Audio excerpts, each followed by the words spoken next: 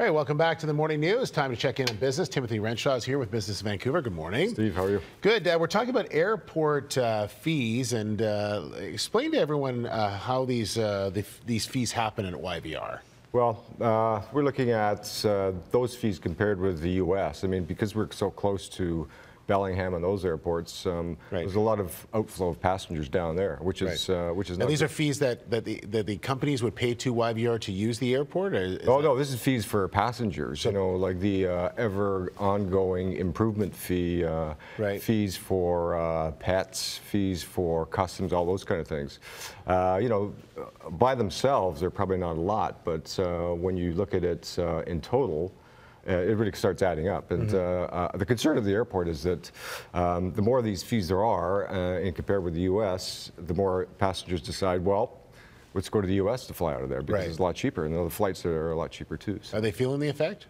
Yeah, I think they are. I mean, it's the survey we're looking at found that the respondents, about 20% were last year were going to the U.S. to get an air flight. This year, about 32% are considering to go there. So. Wow. So why are they charging these fees? Well, you know, the ownership of airports is different up here than it is in the U.S. We pay, or YVR pays a rent to Ottawa. You know, like I think it was about $40 million last year for rent. So that kind of fee adds to the cost that you know, the airport's not going to pick up the fee. It's going to be you or me, the passengers. Right.